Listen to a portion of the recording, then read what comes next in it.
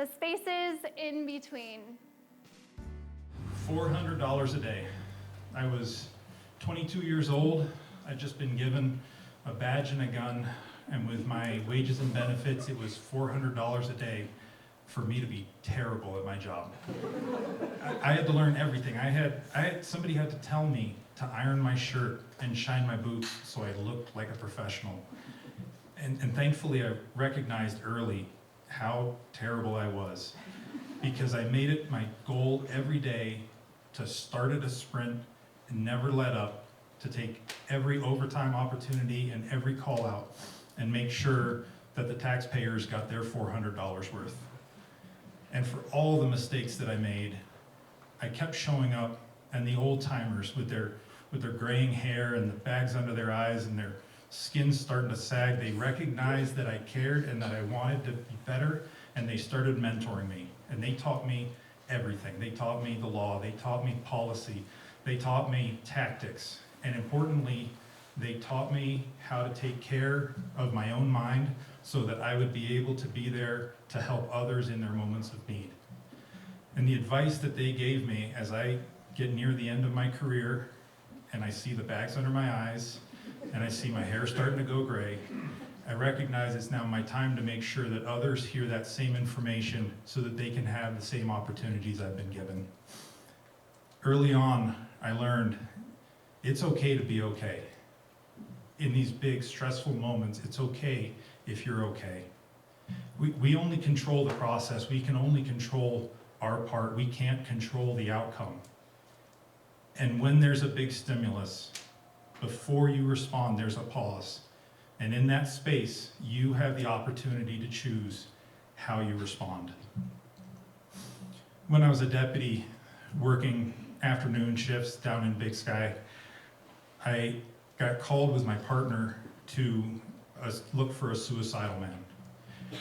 We knew who we were looking for, we knew what he was driving, we knew he was armed, and we knew that his intention was to take his life.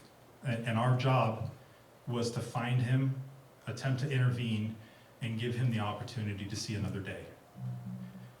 We'd been searching all afternoon, and at the end of the day, as it started getting darker, we went to check a 2-track south of town that had a cabin at the end. We parked well back from the cabin so that we could approach quietly. And my partner and I, as we got closer, we could suddenly hear that there was a human at the end of the road. We split up so that we could have some safety. We took different paths, and as we made our approach, I was using a big boulder for cover. And as I looked around it, I could see, this is the man we're looking for. I looked at my partner, he looked at me, we'd both seen it. We started trying to get closer to be able to intervene, and my partner stepped on a stick, and it cracked with the sound of a firework. And the man spun around, saw us, sprinted back to his truck, and we were there to try to help, and instead all we could do was watch as he took his life by suicide. If he'd given me the opportunity, I would have told him, we're here to help. We're here to help. Suicide is a permanent solution to a painful yet temporary problem. We're here to keep you safe. We're here to take you wherever you need to go to get the help that you deserve. But he didn't give us that opportunity. We did some breathing techniques, and in law enforcement, we got to convince 22-year-olds that these are good ideas. So instead of calling it by whatever it's probably called, we call it tactical breathing. But it works. It works. When you breathe in slowly, hold it, and exhale slowly, you bring down your blood pressure, you bring down your heart rate, you can see better, you can hear better, you can think better. And if you join me, we hold the breath, and then we exhale slowly through our mouth. Practice this when you have the chance, when you have the mind space to do it, and it'll be there when you need it during a stressful situation. And as his body hit the floor, my partner and I, we breathed. We called on the radio, let our dispatch know what had happened. They sent the cavalry. We quickly got to him, secured the weapon, sat him up, and started coaching him through breathing. My partner ran back to my car, grabbed my medical pack, He took his last breath. We laid him down. We breathed for him. We pumped on his chest to beat his heart for him. We were hoping to buy the time necessary for a paramedic to get there and help, but ultimately he died. There was nothing we could do. We were taken from the scene back to our office to be interviewed.